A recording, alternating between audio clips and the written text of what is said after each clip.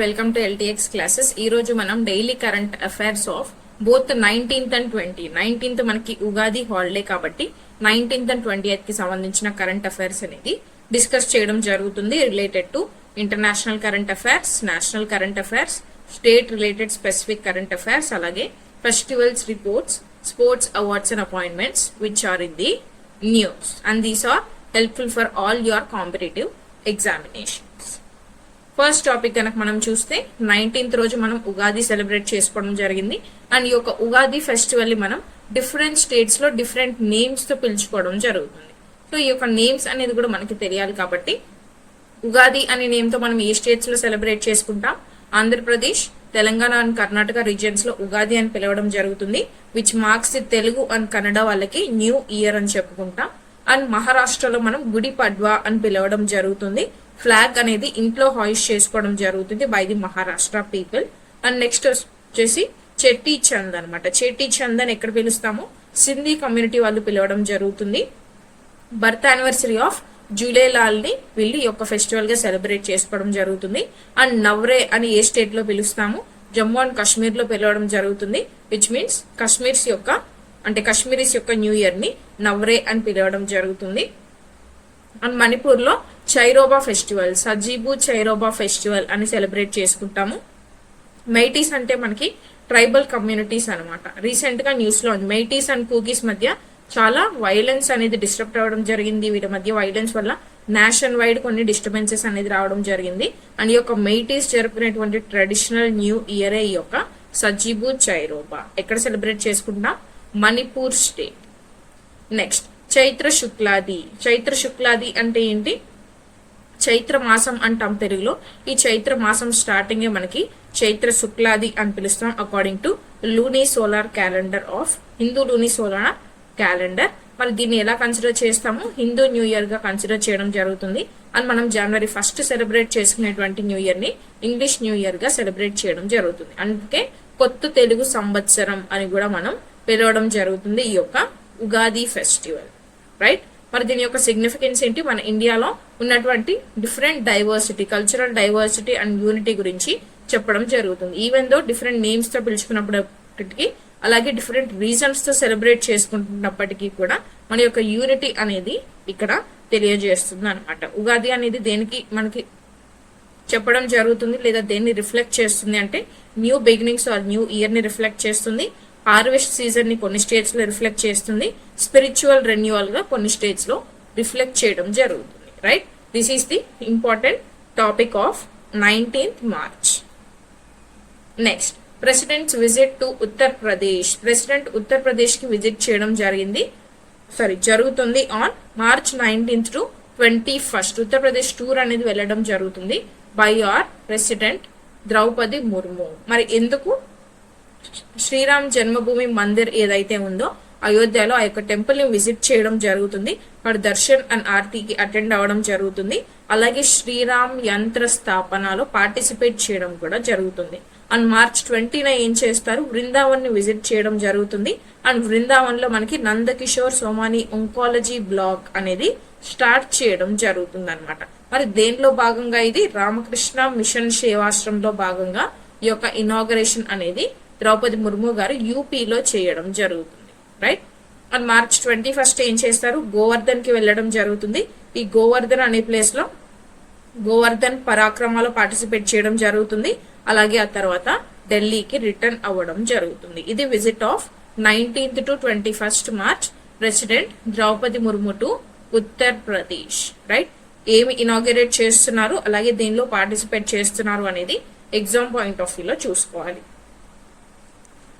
మరి యొక్క సిగ్నిఫికెన్స్ ఏంటి? Religious, cultural and health care initiatives అన్ని కూడా ఇక్కడ పార్టిసిపేట్ చేయడం జరుగుతుంది. అలాగే అయోధ్య అండ్ బృందావన్ ని స్పిరిచువల్ సెంటర్స్ గా ప్రమోట్ చేయడం జరుగుతుంది. And public health infrastructure oncology block అనేది మనకి ఇనాగరేట్ చేస్తున్నారు అని చెప్పుకున్నాం కదా. సో దీనికి బేస్ చేసుకుని మనం పబ్లిక్ హెల్త్ ఇన్ఫ్రాస్ట్రక్చర్ మీద కూడా ఫోకస్ చేయడం జరిగింది అని చెప్పొచ్చు. Next topic Risa timeless tribal brand అనేది లాంచ్ చేయడం జరిగింది అనమాట. మరి ఎవరు లాంచ్ చేశారు ఈ యొక్క రీసా టైమ్లెస్ ట్రైబల్ అనే బ్రాండ్ ని? జ్యువల్ ఓరం లాంచ్ చేయడం జరిగింది. మరి ఏంటి ఆ బ్రాండ్?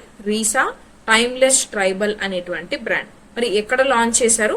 సుందర్ నర్సరీలో లాంచ్ చేయడం జరిగింది. మరి ఈ రీసా బ్రాండ్ అంటే ఏంటి? రీసా అనేది ట్రైబల్ కి సంబంధించిన ట్రైబల్ కమ్యూనిటీస్ ప్రొడ్యూస్ చేసేటువంటి టెక్స్టైల్స్, హ్యాండ్లూమ్స్ అండ్ హ్యాండీక్రాఫ్ట్స్ ఏదైతే ఉంటాయో వీటిని ప్రమోట్ చేయడానికి వచ్చిందే ఈ యొక్క రీసా బ్రాండ్. మరి దేని గురించి చెప్తుంది ఈ రీసా బ్రాండ్ అనేది? ట్రైబల్స్ యూస్ చేసేటువంటి ఫ్యాబ్రిక్స్ కావచ్చు, వాళ్ళు నేసేటువంటి ఎంబ్రాయిడరీ కావచ్చు, అండ్ ట్రెడిషనల్ వాళ్ళు ఫాలో అయ్యేటువంటి ట్రెడిషనల్ అవుట్ఫిట్ లేదా అపెరల్ అంటాం, దాని గురించి చెప్పడం జరుగుతుంది ఈ యొక్క రీసా బ్రాండ్. రైట్. మరి దీని యొక్క ఆబ్జెక్టివ్ ఏంటి? దీన్ని ఎందుకు లాంచ్ చేయడం జరిగింది? Tribal weaving and craft traditions ని మనం ప్రిజర్వ్ చేసుకోవడానికి, అంటే కాపాడుకొని నెక్స్ట్ జనరేషన్స్ కి దీన్ని పాస్ చేయడానికి, అండ్ అలాగే ట్రైబల్ ఆర్టిజన్స్ ని ప్రమోట్ చేయడానికి, వాళ్ళకు ఒక లైవ్లీహుడ్ అనేది ఏర్పాటు చేయడానికి, అండ్ దెన్ ఇండిజినస్ క్రాఫ్ట్మెన్షిప్ అనే దాన్ని ప్రమోట్ చేయడానికి ఈ ఇనిషియేటివ్ ని తీసుకురావడం జరిగింది. మరి దీనివల్ల ఏం జరుగుతుంది? ట్రైబల్ కమ్యూనిటీస్ అనేవి మనకి యూనిక్ గా ఉంటాయి కాబట్టి ప్రీమియం అండ్ గ్లోబల్ కన్జ్యూమర్స్ ఎవరైతే ఉన్నారో వాళ్ళని అట్రాక్ట్ చేయడం జరుగుతుంది టు అవర్ కంట్రీ. అండ్ దీని యొక్క సిగ్నిఫికెన్స్ ఏంటి? ట్రైబల్ ఎకానమీ అండ్ లైవ్లీహుడ్స్ ని బూస్ట్ చేస్తుంది, అలాగే వాళ్ళ యొక్క లైఫ్ ఏదైతే ఉందో ఆ లైఫ్ కండిషన్స్ ని ఇంప్రూవ్ చేయడం జరుగుతుంది. రైట్. అండ్ కల్చరల్ హెరిటేజ్ అనేది ప్రిజర్వ్ చేయడం జరుగుతుంది, అండ్ మార్కెట్ విజిబిలిటీ అనేది పెరుగుతుంది for the tribal products. Okay. Bharat electricity summit 2026. మరి ఈ భారత్ ఎలక్ట్రిసిటీ సమ్మిట్ 2026 అనేది ఎప్పుడు జరిగింది? 19th నుంచి 22nd మార్చ్ వరకు జరుగుతుంది. మరి ఎక్కడ జరుగుతుంది? యశోభూమి కన్వెన్షన్ సెంటర్ లో జరుగుతుంది అన్నమాట. మరి యొక్క సమ్మిట్ అనేది దేనికి సంబంధించింది? భారత్ ఎలక్ట్రిసిటీ సమ్మిట్ అంటున్నాము. మరి భారత్ ఎలక్ట్రిసిటీ అన్నప్పుడు దేని మీద ఫోకస్ చేయడం జరుగుతుంది? పవర్ సెక్టార్ మీద ఫోకస్ చేయడం జరుగుతుంది, and electricity and energy transition గురించి కూడా ఫోకస్ చేయడం జరుగుతుంది అనమాట. మరి ఎవరెవరు పార్టిసిపేట్ చేస్తున్నారు ఇందులో? 100+ కాన్ఫరెన్స్ సెషన్స్ అనేది ఇందులో భాగంగా జరిపించడం జరుగుతుంది. 300+ స్పీకర్స్ అనే వాళ్ళు వాళ్ళ యొక్క స్పీచెస్ ని డెలివర్ చేయడం జరుగుతుంది. 80+ కంట్రీస్ నుంచి డెలిగేట్స్ ఇక్కడ పార్టిసిపేట్ చేయడం జరుగుతుంది. 500+ ఎగ్జిబిటర్స్ ఇందులో పార్టిసిపేట్ చేయడం జరుగుతుంది. ఇందులోనే 100+ స్టార్ట్అప్ కంపెనీస్ కూడా ఉంటాయి. అలాగే 25,000 మంది కంటే ఎక్కువగా విజిటర్స్ ని కూడా ఇందులో పర్మిట్ చేయడం జరుగుతుంది టు అటెండ్ దిస్ కాన్ఫరెన్స్ అన్నమాట. అదే మనకి భారత్ ఎలక్ట్రిసిటీ సమ్మిట్. మరి దీని యొక్క సిగ్నిఫికెన్స్ ఏంటి? One of the largest electricity focused platforms గా ఈ యొక్క ప్లాట్ఫామ్ అనేది నిలుస్తుంది, which is Bharat electricity summit 2026. And మన ఇండియాలో మనం పెట్టుకున్నటువంటి ఇనిషియేటివ్స్ ఆర్ గోల్స్, టార్గెట్స్ ఏవైతే ఉన్నాయో క్లీన్ ఎనర్జీ ట్రాన్సిషన్ అలాగే సస్టైనబుల్ డెవలప్మెంట్ ని ప్రమోట్ చేయడం జరుగుతుంది. అండ్ ఈ యొక్క కాన్ఫరెన్స్ ద్వారా ఇండియాకి ఇన్వెస్ట్మెంట్స్ ని అట్రాక్ట్ చేసేటువంటి అవకాశం ఉంటుంది to invest in the power sector. Okay. Because why? మనకి ఎందుకు ఇన్వెస్ట్మెంట్ అనేది దీనికి జనరేట్ చేయాలి అనుకుంటే, ఎందుకు మనం వేరే వాళ్ళని అట్రాక్ట్ చేసుకోవాలి? మన దగ్గర ఆ పవర్ ప్రొడ్యూస్ చేసేటువంటి రిసోర్స్ అనేది ఉంది కాబట్టి. మరి వాట్ ఆర్ దోస్ రిసోర్సెస్ అనేవి మనం సస్టైనబుల్ డెవలప్మెంట్ ని ప్రమోట్ చేయాలి అంటే మనం రెన్యూవబుల్ ఎనర్జీ రిసోర్సెస్ ని యూజ్ చేయాలి. రెన్యూవబుల్ ఎనర్జీ అంటే ఏంటి?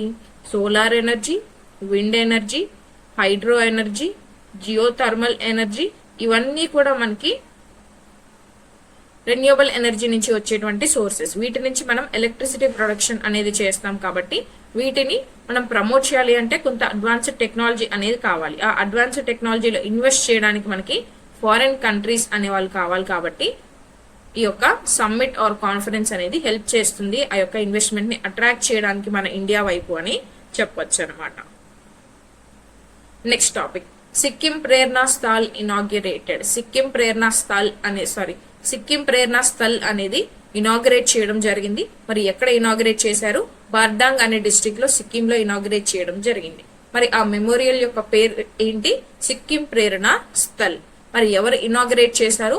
ఓం ప్రకాష్ మాథుర్ గారు ఇనాగ్రేట్ చేయడం జరిగింది. ఎందుకు ఈ యొక్క ప్రేరణా స్థల్ అనేది ఇనాగ్రేట్ చేయడం జరిగింది? ఎవరైతే ఇండియన్ సోల్జర్స్ సాక్రిఫైస్ చేశారో మన కంట్రీ కోసం, వాళ్ళ జీవితాలని ఎవరైతే అంకితం చేశారో వాళ్ళని కోమెమరేట్ చేస్తూ ఈ యొక్క ప్రేరణా స్థల్ అనేది ఇనాగ్రేట్ చేయడం జరిగింది. ఎస్పెషల్లీ ఎవరైతే సిక్కిం నుంచి ఉన్నారో ఈ యొక్క సోల్జర్స్, వాళ్ళు అండ్ అక్రాస్ ఇండియాలో ఉన్న వాళ్ళకి కూడా ఈ యొక్క కోమెమరేషన్ అనేది చేయడం జరిగింది అనమాట. రైట్, మరి దీని యొక్క సిగ్నిఫికెన్స్ ఏంటి? వార్ మెమోరియల్ అండ్ ఒక ఇన్స్పిరేషన్ సైట్ గా ఈ యొక్క సైట్ ని మనం ప్రోగ్రెస్ చేయడం జరుగుతుంది. అలాగే ఏం ప్రమోట్ చేస్తుంది? పాట్రియోటిజం, మన కంట్రీ మీద ఎవరికి దేశభక్తి అనేది ఎలా ఉండాలి, దేశం కోసం ఎంతవరకు పాటు పడాలి అనే దాని గురించి ప్రమోట్ చేయడం జరుగుతుంది. అలాగే ఆర్మ్డ్ ఫోర్సెస్ యొక్క కాంట్రిబ్యూషన్స్ అనేవి ఎలా ఉన్నాయి అనేది తెలియజేస్తుంది అన్నమాట. ఓకే, మరి ఎవరు అప్రిషియేట్ చేయడం జరిగింది? Role of Indian army and contributions of all Indian army soldiers ని కూడా ఇక్కడ అప్రిషియేట్ చేయడం జరుగుతుంది అనమాట.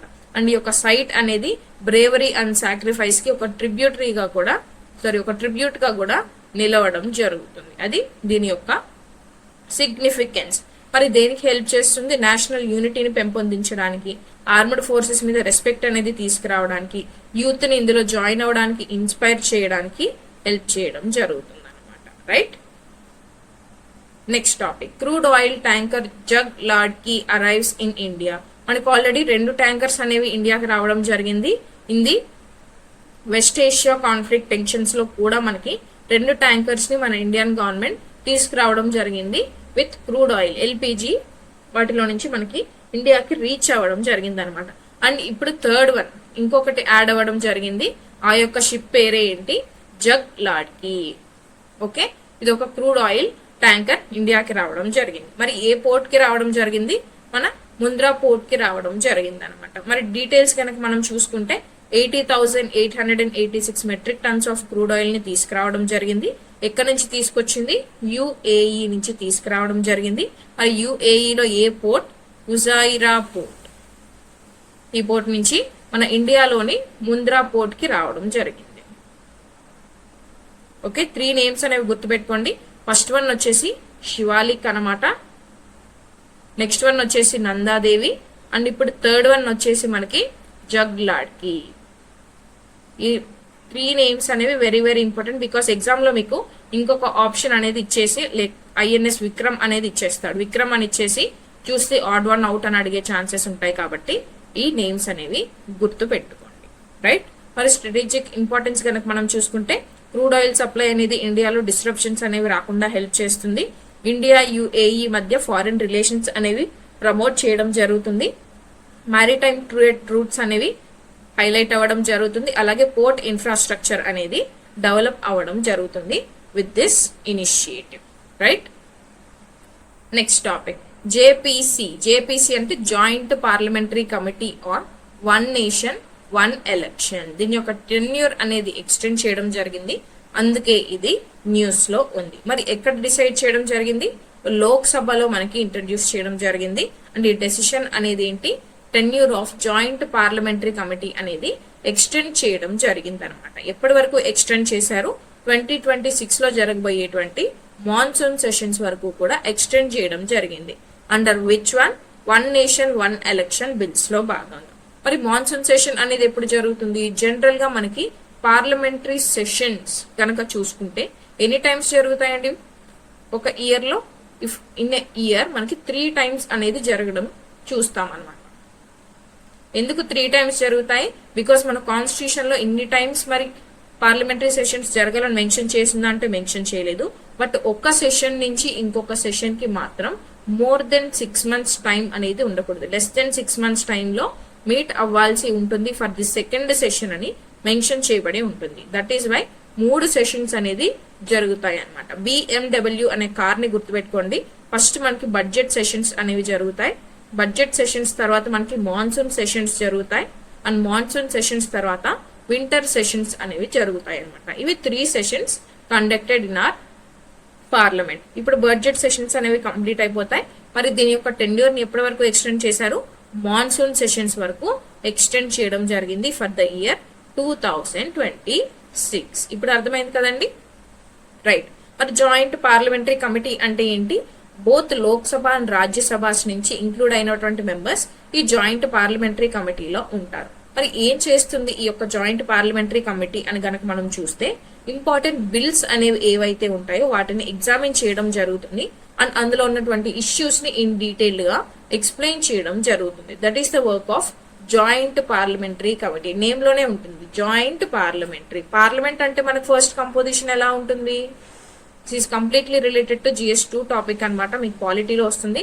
పార్లమెంట్ అంటే మనకి Lok Sabha, Rajya Sabha and president, right? So ఈ ముగ్గురులో మనకి ఇప్పుడు జాయింట్ పార్లమెంటరీ కమిటీ అంటే ఈ లోక్సభ అండ్ రాజ్యసభ ఇద్దరి నుంచి కూడా మెంబర్స్ అనే వాళ్ళు ఈ కమిటీలో మెంబర్స్ గా ఉండడం జరుగుతుంది అనమాట. మరి దేని మీద ఈ యొక్క joint parliamentary committee tenure extend చేశారు? 1 నేషన్ 1 ఎలక్షన్. మరి ఇదెందుకు ప్రపోజ్ చేయడం జరిగింది? Both Lok Sabha and state assemblies కి సైమల్టేనియస్ గా అంటే ఒకేసారి ఎలక్షన్స్ అనేది కండక్ట్ చేయాలి అనే ఉద్దేశంతో 1 నేషన్ 1 ఎలక్షన్ ని ప్రపోజ్ చేయడం జరిగింది అనమాట. దీని మీద JPC అనేది టెన్యూర్ ఎక్స్టెండ్ చేయడం జరిగింది, రైట్? నెక్స్ట్ మరి దీని యొక్క ఆబ్జెక్టివ్స్ ఏంటి? ఎలక్షన్ ఎక్స్పెండిచర్, లైక్ ఒకే టైంలో గనక ఎలక్షన్స్ అనేవి కండక్ట్ చేస్తే ఎలక్షన్ ఎక్స్పెండిచర్ అనేది రెడ్యూస్ చేయొచ్చు. అంటే ఎలక్షన్ కి సంబంధించిన ఖర్చు, ఆ ఖర్చు అనేది రెడ్యూస్ చేయొచ్చు. అలాగే frequent disruptions due to model code of conduct. మనకి కోడ్ అనేది ఫస్ట్ ఎలక్షన్ కి సంబంధించిన షెడ్యూల్ రాగానే మనకి కోడ్ అనేది అమల్లోకి వచ్చింది అనుకుంటాను. సో ఈ మోడల్ కోడ్ ఆఫ్ కండక్ట్ ఏదైతే ఉంటుందో దీనికి డిస్రప్షన్స్ అనేవి రాకుండా ఉండడానికి కూడా ఇది మనకి హెల్ప్ చేయడం జరుగుతుంది. అలాగే గవర్నెన్స్ యొక్క ఎఫిషియన్సీని ఇంప్రూవ్ చేయడానికి పాలసీ కంటిన్యూటీ కోసం ఈ యొక్క స్టెప్ ని తీసుకురావడం జరిగింది. లైక్ ఇప్పుడు మన స్టేట్ లో ఎలక్షన్స్ జరిగాయి అనుకుందాము. నెక్స్ట్ వచ్చేసి నెక్స్ట్ మంత్ లో వేరే స్టేట్ లో ఎలక్షన్స్ జరుగుతున్నాయి అనుకుందాం, like Telangana.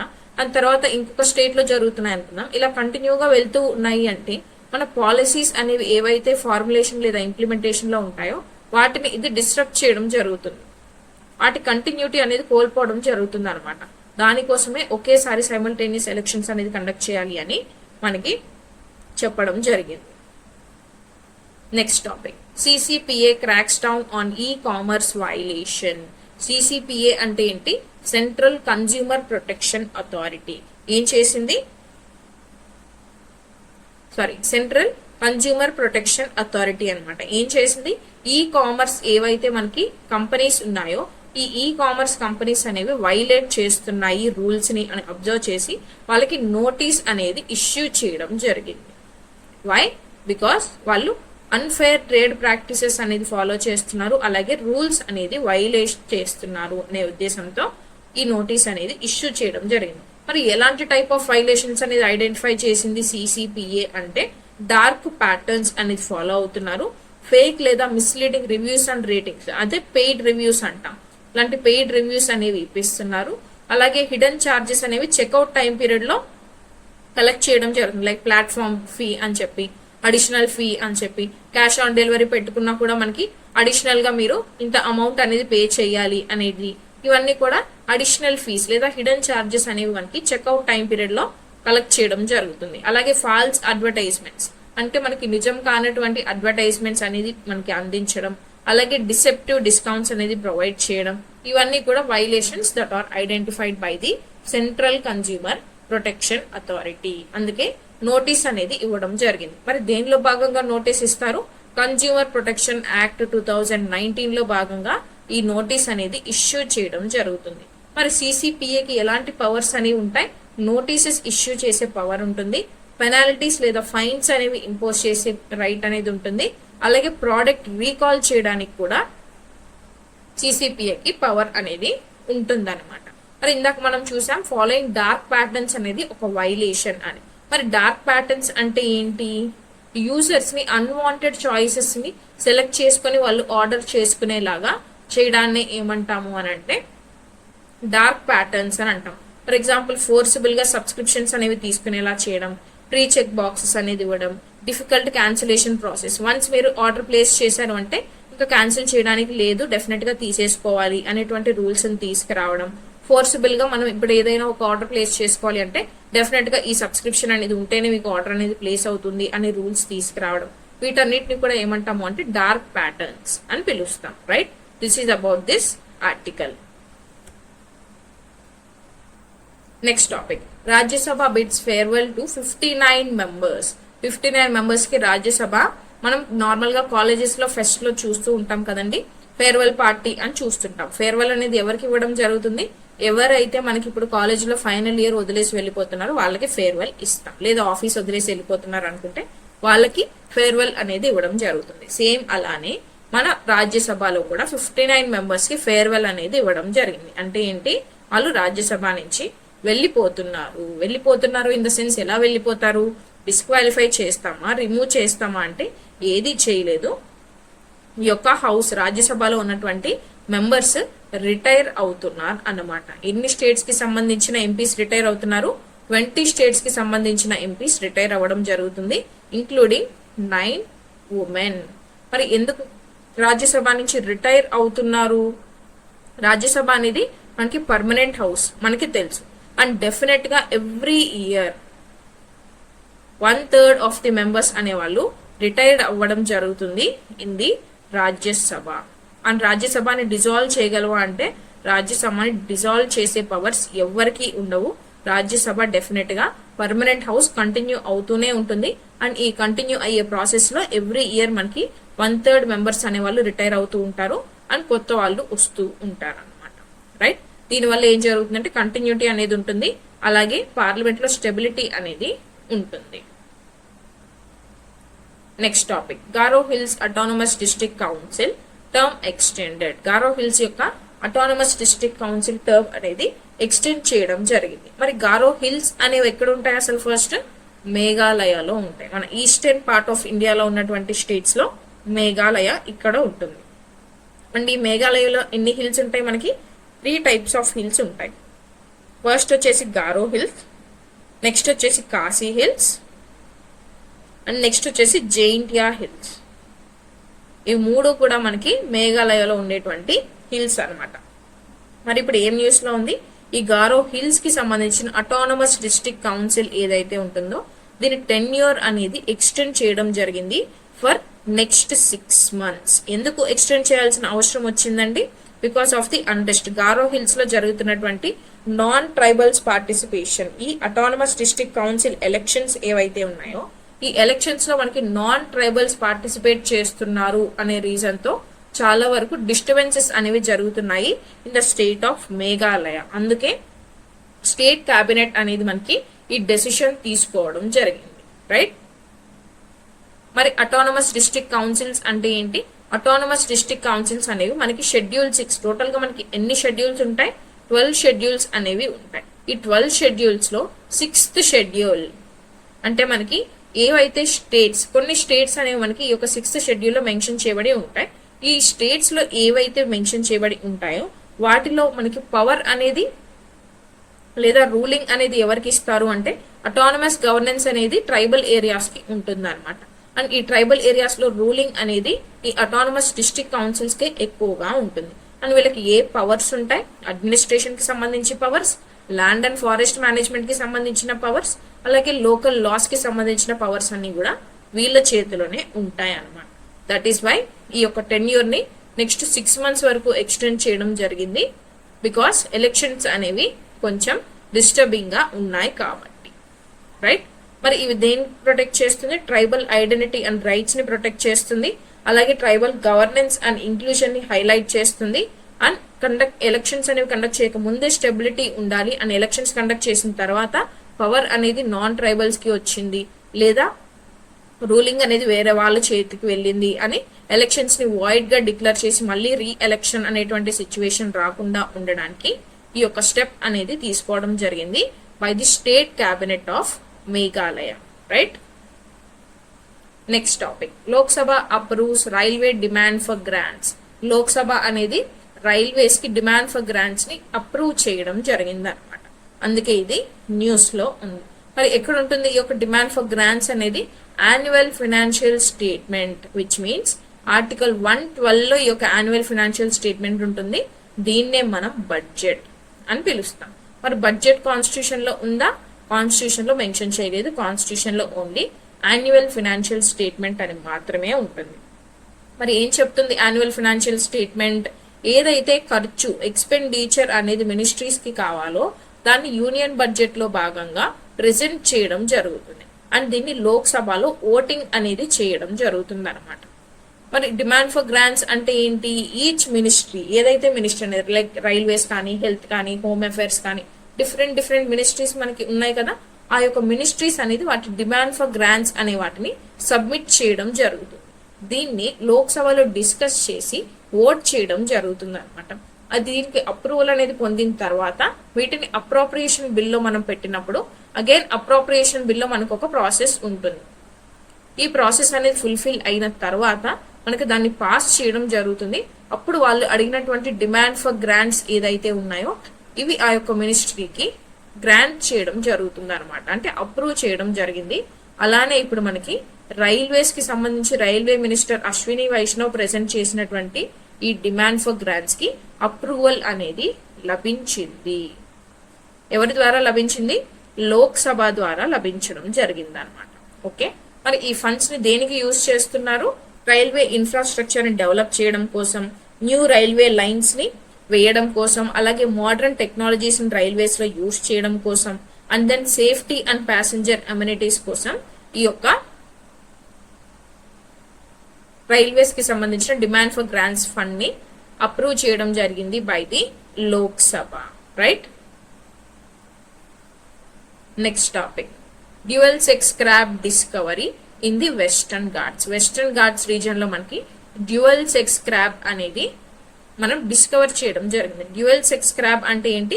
Both male and female trades అనేవి ఈ యొక్క ఆర్గానిజం లో ఉంటే దాన్ని ఏమంటాము అంటే డ్యూయల్ సెక్స్ అని అంటాం. మరి క్రాబ్ అనే దానిలో మనకి ఈ ఒక్కటి దొరికింది కాబట్టి దాన్ని ఏమంటాము అంటే, లైక్ ఈ ఫినామినాని ఏమంటాము అంటే both male and female trades ఉన్న దాన్ని జ్ఞాండ్రోమార్ఫీ అని పిలుస్తాం అనమాట. ఓకే, మరి ఇది ఎక్కడ లభించడం జరిగిందంటే, ఎక్కడ డిస్కవర్ చేయడం జరిగింది ఈ యొక్క స్పీషీస్ ని అంటే సైలెంట్ వ్యాలీ నేషనల్ పార్క్ లో మనకి ఈ స్పీషీస్ ని మనం గుర్తించడం జరిగింది, which are located in the Western Ghats. Western Ghats లో మనకి ఈ స్పీషీస్ అనేవి కనిపించడం జరిగింది అనమాట. ఓకే, అండ్ నెక్స్ట్ దీని యొక్క సిగ్నిఫికెన్స్ కనుక మనం చూస్తే ఈ రేర్ జెనెటిక్ ఫినామినన్ అనేది చూడొచ్చు. లైక్ మనం హ్యూమన్స్ లో అబ్జర్వ్ చేసాం అనుకోండి, హ్యూమన్స్ లో థర్డ్ జెండర్ అనేది మనకి ఎలా వస్తుంది? Due to some hormonal imbalances. ఏదైనా సరే హార్మోనల్ డిఫెక్ట్ అనేది ఉంది అని అంటే ఈ హార్మోనల్ డిఫెక్ట్ వల్ల మనకి ఈ యొక్క హ్యూమన్స్ లో కూడా థర్డ్ జెండర్ అనేది ఫామ్ అవ్వడం జరుగుతుంది అనమాట. సేమ్ అలానే మనకి ఇప్పుడు ఈ యొక్క క్రాబ్ లో కూడా డ్యూయల్ సెక్స్ క్రాబ్ అనేది కనిపించడం వల్ల something might be genetic issues ఏదో ఒకటి అయి ఉండొచ్చు. దానివల్ల both female and male traits అనేవి ఇందులో కనిపించడం జరుగుతుంది. Right, next topic, APFTC gets Pramaan certification. APFTC అంటే ఏంటండి? Andhra Pradesh forest development corporation. ఈ యొక్క ఆర్గనైజేషన్ కి ప్రమాణ్ సర్టిఫికేషన్ అనేది ఇవ్వడం జరిగిందనమాట. మరి ప్రమాణ్ సర్టిఫికేషన్ అంటే ఫస్ట్ టైం వచ్చిందా అంటే మన ఫస్ట్ టైం ఈ యొక్క ఆంధ్రప్రదేశ్ కి సంబంధించిన ఫారెస్ట్ డిపార్ట్మెంట్ కార్పొరేషన్ కి ఈ యొక్క అచీవ్మెంట్ అనేది రావడం జరిగిందనమాట. మరి సర్టిఫికేషన్ అనేది ఎవరిస్తారు? Indian forest and wood certification scheme లో భాగంగా ఈ సర్టిఫికేట్ ని ఇవ్వడం జరుగుతుంది. మరి దేనికి ఇవ్వడం జరిగింది? యూకలిప్టస్ ప్లాంటేషన్స్ ఫారెస్ట్ ఏరియా కంటే బయట మనం పెంచినప్పుడు వాటికి ఈ యొక్క సర్టిఫికేషన్ అనేది ఇవ్వడం జరుగుతుంది. మరి దీనివల్ల ఏం జరుగుతుంది? గ్లోబల్ లెవెల్లో మార్కెట్ యాక్సెస్ అనేది వస్తుంది ఫర్ దిస్ ప్రోడక్ట్స్. అలాగే ఫారెస్ట్ ప్రోడక్ట్స్ కి హై వాల్యూ అనేది ఇంపోజ్ చేయొచ్చు because of this Pramaan certification. Okay, next topic, Gautam Yojana. Gautam యోజనని ఎవరు లాంచ్ చేశారు? ఛత్తీస్గఢ్ లో లాంచ్ చేయడం జరిగింది by the Chhattisgarh state chief minister Vishnu Deo Sai. Okay, మరి స్కీమ్ పేరేంటి? గౌతమ్ యోజన. మరి దేంటి ఈ యొక్క స్కీమ్ యొక్క ఆబ్జెక్టివ్స్ అని కనుక మనం చూస్తే, ఫస్ట్ దీనిలో భాగంగా 1460 క్యాటిల్ షెల్టర్స్ అనేవి ఎస్టాబ్లిష్ చేయడం జరుగుతుంది. వాటిని ఏమని పిలుస్తాము? సురభి గౌతమ్ అని ఈ యొక్క క్యాటిల్ షెల్టర్స్ ని పిలవడం జరుగుతుంది. మరి దీని ఆబ్జెక్టివ్ కనుక మనం చూసుకుంటే, స్ట్రే అండ్ అబాండన్డ్ క్యాటిల్ ఏదైతే ఉంటుందో వాటిని మనం రక్షించడం కోసం, అవి మనకి రోడ్ల మీదకి వచ్చి ట్రాన్స్పోర్ట్ కి ఆటంకాలు కలిగించకుండా రోడ్ యాక్సిడెంట్స్ నిర్మూలించడం కోసం, అలాగే ఆర్గానిక్ మాన్యూర్ ప్రొడ్యూస్ చేయడానికి మనకి ఈ యొక్క క్యాటిల్ నుంచి ఈ ఆర్గానిక్ మాన్యూర్ ని ప్రొడ్యూస్ చేయొచ్చు కాబట్టి అది కూడా ప్రమోట్ చేయడానికి ఈ స్కీమ్ అనేది ఛత్తీస్గఢ్ గవర్నమెంట్ లాంచ్ చేయడం జరిగింది. Okay, next topic Samriddh Gram phygital services initiative. మరి ఎక్కడ లాంచ్ చేస్తారు? Samriddh Gram phygital services initiative అనేది మనకి జ్యోతిరాదిత్య ఎం సింధియా గారు లాంచ్ చేయడం జరిగింది. ఎక్కడ లాంచ్ చేశారు? మధ్యప్రదేశ్ లో లాంచ్ చేయడం జరిగింది అనమాట. మరి దీని యొక్క ఇనిషియేటివ్ ఏంటి? ఈ యొక్క కంప్లీట్ ఏరియాలో సమృద్ధ్ గ్రామ్ ఫిజిటల్ సర్వీసెస్ అనేవి ప్రొవైడ్ చేయడానికి, which means physical plus digital services. అంటే మనం ఇన్ పర్సన్ వెళ్ళాము అనుకోండి, మనకి ఇన్ పర్సన్ గా యొక్క సర్వీసెస్ అనేది ప్రొవైడ్ చేయాలి. అలాగే డిజిటల్ గా కావాలి అనుకుంటే మనకి ఫర్ సపోజ్ ఆన్లైన్ లో సర్వీసెస్ కావాలి అనుకుంటే ఆన్లైన్ లో కూడా సర్వీసెస్ అనేది ప్రొవైడ్ చేయాలి. దాన్ని ఏమంటాము అంటే ఈ యొక్క ఫిజికల్ లో ఫీ అనేది కలిపి, అలాగే డిజిటల్ లో జిటల్ అనేది కలిపి ఫిజిటల్ సర్వీసెస్ అనేవి లాంచ్ చేయడం జరిగింది అనమాట. ఓకే, ఏ స్టేట్ లో లాంచ్ చేయడం జరిగింది? మధ్యప్రదేశ్ లో లాంచ్ చేయడం జరిగింది. రైట్, ఎక్కడ ఈ యొక్క సర్వీసెస్ అనేవి మనకి ప్రొవైడ్ చేయడం జరుగుతుంది? గవర్నమెంట్ సర్వీసెస్ అలాగే ప్రైవేట్ సర్వీసెస్ అన్ని కూడా ఒక ప్లేస్ లో ప్రొవైడ్ చేయడం జరుగుతుంది. అది ఈ యొక్క స్కీమ్ కి సంబంధించిన ఫీచర్స్. మరి ఎందుకు ఈ స్కీమ్ ని లాంచ్ చేయడం జరిగింది? డిజిటల్ లిటరసీని రూరల్ ఏరియాస్ లో ఇంప్రూవ్ చేయడానికి, అలాగే మోడర్న్ సర్వీసెస్ అనేవి రిమోట్ ఏరియాస్ లో కూడా అవైలబుల్ గా ఉండేలా చూడడానికి ఈ ఇనిషియేటివ్ ని లాంచ్ చేయడం జరిగింది. Next, India submits first national report on Nagoya protocol. Nagoya protocol కి సంబంధించి first national report India submit చేయడం జరిగింది అన్నమాట. మరి ఎవరికి సబ్మిట్ చేయడం జరిగింది? To the CBD. అంటే ఏ ఫ్రేమ్వర్క్ లో భాగంగా మనం ఈ రిపోర్ట్ అని అందించడం జరిగింది అని అంటే CBD, convention on biological diversity framework లో భాగంగా ఈ రిపోర్ట్ ని మనం అందించడం జరిగింది. మరి నగోయా ప్రోటోకాల్ అంటే దేనికి సంబంధించింది? 2010 లో మనం ఈ యొక్క నగోయా ప్రోటోకాల్ ని అడాప్ట్ చేసుకున్నాము. నగోయా అనే ప్లేస్ లో ఈ యొక్క మీటింగ్ ఆర్ కాన్ఫరెన్స్ అనేది జరిగింది కాబట్టి దీని పేరు వచ్చేసి నగోయా ప్రోటోకాల్ అని పెట్టుకున్నాం అనమాట. మరి ఎప్పటి నుంచి ఇంప్లిమెంటేషన్ లోకి వచ్చింది? 2014 నుంచి ఇంప్లిమెంటేషన్ లోకి రావడం జరుగుతుంది. This is very very important for group 2 mains in your S N T topic. అందులో మీకు డెఫినెట్ గా దీని నుంచి క్వశ్చన్స్ వచ్చే ఛాన్సెస్ ఉంటాయి. రైట్, మరి ఈ నగోయా ప్రోటోకాల్ యొక్క ఆబ్జెక్టివ్ ఏంటి? Fair and equitable sharing of benefits arising from genetic resources. Genetic resources నుంచి వచ్చేటువంటి వాటిని ఫేర్ గా అలాగే ఈక్విటబుల్ గా గ్లోబల్ లెవెల్లో అన్ని కంట్రీస్, అంటే ఏవైతే కంట్రీస్ సైన్ చేస్తుంటాయో ఈ యొక్క నగోయా ప్రోటోకాల్ ని వాళ్ళ మధ్య షేర్ చేసుకోవాలి అనేది ఈ నగోయా ప్రోటోకాల్ యొక్క ఆబ్జెక్టివ్. మరి యాక్సెస్ అండ్ బెనిఫిట్ షేరింగ్ అంటే ఏం షేర్ చేసుకుంటారు? Users must share benefits with country of origin. అంటే ఆ యొక్క సిబిడికి సంబంధించి ఏదైనా సరే ఒక స్పీషీ ఉంది అని అనుకోండి, దానికి సంబంధించిన కంట్రీ, ఏ కంట్రీలో అది ఆరిజిన్ అవుతుందో ఆ కంట్రీతో డెఫినెట్ గా ఆ బెనిఫిట్స్ అనేవి ఫస్ట్ షేర్ చేసుకోవాలి. అండ్ దెన్ లోకల్ కమ్యూనిటీస్ తో డెఫినెట్ గా ఆ బెనిఫిట్స్ అనేవి షేర్ చేసుకోవాలి. మరి దేనికి సంబంధించినవి? బయోలాజికల్ రిసోర్సెస్ అలాగే ట్రెడిషనల్ నాలెడ్జ్ కి సంబంధించిన యాక్సెస్ అండ్ బెనిఫిట్స్ అనేవి షేర్ చేసుకోవచ్చు. మరి ఇండియా సైనటరీయా ఈ యొక్క నగోయా ప్రోటోకాల్ అంటే డెఫినెట్లీ ఇండియా ఈజ్ అ సైనటరీ. అందుకే ఇప్పుడు 7th రిపోర్ట్ అనేది సబ్మిట్ చేయడం జరిగింది. మరి ఎలా ఇంప్లిమెంట్ చేస్తాం? ఇండియాలో ఏమైనా లీగల్ ఫ్రేమ్వర్క్ ఉందా అంటే బయోలాజికల్ డైవర్సిటీ యాక్ట్ 2002 ప్రకారం మనం ఈ యొక్క స్కీమ్ ని ఇంప్లిమెంట్ చేయడం జరుగుతుంది ఇన్ అవర్ కంట్రీ. అలాగే నేషనల్ బయోడైవర్సిటీ అథారిటీ అనేది మనకి రెగ్యులేట్ చేయడం జరుగుతుంది. Okay, in India. This is about 7th report of India with respect to CBD. Next, exercise Sea Dragon Indian Navy participation. Exercise Sea Dragon అనేది conduct చేయడం జరిగింది and Indian navy అనేది ఇందులో participate చేయడం జరిగింది. మరి ఈ ఎక్సర్సైజ్ సీ డ్రాగన్ అనేది ఎక్కడ జరిగిందండి? మనకి గువామ్ అనే ఏరియాలో జరిగింది. అండ్ ఎవరెవరు పార్టిసిపేట్ చేశారు? United states navy and Indian navy participate చేయడం జరిగింది. మరి ఎన్ని స్టేట్స్ పార్టిసిపేట్ చేశాయి, ఎన్ని కంట్రీస్ పార్టిసిపేట్ చేశాయి? India, US, Japan, Australia and Canada participate చేయడం జరిగింది. మరి ఎవరు కండక్ట్ చేశారు? యునైటెడ్ స్టేట్స్ నేవీ అంటే యుఎస్ఏ యొక్క నేవీ అనేది కండక్ట్ చేసింది. మరి మన ఇండియా నుంచి పార్టిసిపేషన్ ఉందా అంటే ఉంది. రైట్, మరి దేని మీద ఫోకస్ చేయడం జరిగింది? ఈ ఎక్సర్సైజ్ సీ డ్రాగన్ అనేది యాంటీ సబ్మెరైన్ వార్ఫేర్, అంటే మనం P-8 maritime patrol air craft ని ఎలా యూజ్ చేస్తాము అనే దాని గురించి చెప్పడం జరుగుతుంది. అండ్ ఇది మనకి సర్వైలెన్స్ అలాగే నేవీ మధ్య కోఆర్డినేషన్ ని పెంచడానికి సహాయం చేస్తుంది అనమాట. That is exercise sea dragon. మరి దీనివల్ల వచ్చేటువంటి సిగ్నిఫికెన్స్ ఏంటి? ఇండియా యొక్క రోల్ ని పసిఫిక్ స్ట్రాటజీ, ఇండో పసిఫిక్ స్ట్రాటజీలో బూస్ట్ చేస్తుంది. అలాగే క్వాడ్ అండ్ అలైడ్ నేషన్స్ మధ్య కోఆపరేషన్ అనేది ఇంప్రూవ్ చేస్తుంది. ఫారెన్ రిలేషన్స్ అనే దాన్ని పెంపొందించడం జరుగుతుంది.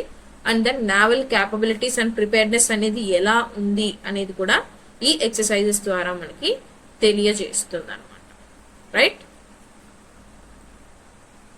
Next topic Kanha tiger reserve in news. Kanha tiger reserve అనేది రీసెంట్ గా మనకి న్యూస్ లో ఉంది. అండ్ ఎందుకు న్యూస్ లో ఉంది, అలాగే మరి ఇది ఎక్కడ లొకేట్ అయ్యింది, దీని యొక్క సిగ్నిఫికెన్స్ అంటే ఏంటి అనేది తెలియాలి. రీసెంట్ గా మనకి టైగర్స్ డెత్స్ గురించి మనం చూసాము. మోస్ట్ ఆఫ్ ది డెత్స్ అనేది మహారాష్ట్రలో జరిగాయి అని కూడా మనం లాస్ట్ కరెంట్ అఫైర్స్ సెషన్స్ లో డిస్కస్ చేయడం జరిగింది. అలాగే కన్హా టైగర్ రిజర్వ్ అనేది న్యూస్ లో ఉంది. వై? కన్హా టైగర్ రిజర్వ్ కి మనం కొన్ని టైగర్స్ ని పంపించడం జరిగింది, లైక్ ట్రాన్స్ఫర్ చేయడం జరిగింది. That is why it is in the news. మరి ఎక్కడ లొకేట్ అయి ఉంది Kanha tiger reserve? Satpura mountain ranges లో లొకేట్ అయి ఉంటుంది. ఒకసారి ఈ యొక్క ఇండియా మ్యాప్ జస్ట్ అజ్యూమ్ చేసుకోండి, this is an India map. And మనం ఇప్పుడు ఈ రీజియన్ లో కనుక చూస్తే మనకి వింధ్యన్ రేంజెస్ అనేవి ఫస్ట్ ఉంటాయి, అండ్ దెన్ సాత్పురా రేంజెస్ ఉంటాయి. అండ్ వీటిలోనే మనకి నర్మదా రివర్ అనేది ఫ్లో అవుతూ ఉంటుంది, which discharges into Arabian sea. అలాగే సాత్పురా రేంజెస్ దగ్గర మనకి తపతి రివర్ అనేది ఉంటుంది, ఇది కూడా మనకి అరేబియన్ సీలోకే డిశ్చార్జ్ అవ్వడం జరుగుతుంది. ఇప్పుడు ఈ యొక్క కన్హా టైగర్ రిజర్వ్ అనేది ఎక్కడ లొకేట్ అయి ఉంది? వింధ్యా పైన ఉంటుంది, సాత్పురా రేంజెస్ కింద ఉంటాయి. ఈ సాత్పురా రేంజెస్ లో మనకి ఈ కన్హా టైగర్ రిజర్వ్ అనేది లొకేట్ అయి ఉంటుంది అనమాట. ఓకే, మరి ఎప్పుడు నేషనల్ పార్క్ గా దీన్ని ఎస్టాబ్లిష్ చేయడం జరిగింది? 1955 లో నేషనల్ పార్క్ స్టేటస్ అనేది ఇవ్వడం జరిగింది. అండ్ టైగర్ రిజర్వ్ గా ఎప్పుడు దీన్ని డిక్లేర్ చేయడం జరిగింది? 1973. ఎప్పుడైతే మనం ప్రాజెక్ట్ టైగర్ ని లాంచ్ చేసుకున్నామో సేమ్ అదే ఇయర్ లో దీన్ని టైగర్ రిజర్వ్ గా డిక్లేర్ చేయడం జరిగింది అనమాట. Mandla and Balaghat districts near Satpura ranges లో మనకి ఈ కన్హా టైగర్ రిజర్వ్ అనేది లొకేట్ అయి ఉంటుంది. మరి ఏ ఏ స్పీషీస్ ని చూడొచ్చు మనం? టైగర్స్ ఉంటాయి, అలాగే royal Bengal tigers, that is royal Bengal tigers అనేవి ఉంటాయి. And then hard ground barasingha which means ఒక డీర్ స్పీషీస్ అనేది ఉంటుంది. అండ్ అలాగే ఫోనా గనక మనం చూసుకుంటే లెపర్డ్స్ అనేవి ఉంటాయి, స్లాత్ బేర్స్, వైల్డ్ డాగ్స్ అనేవి కూడా ఈ రీజియన్ లో మనం చూడవచ్చు.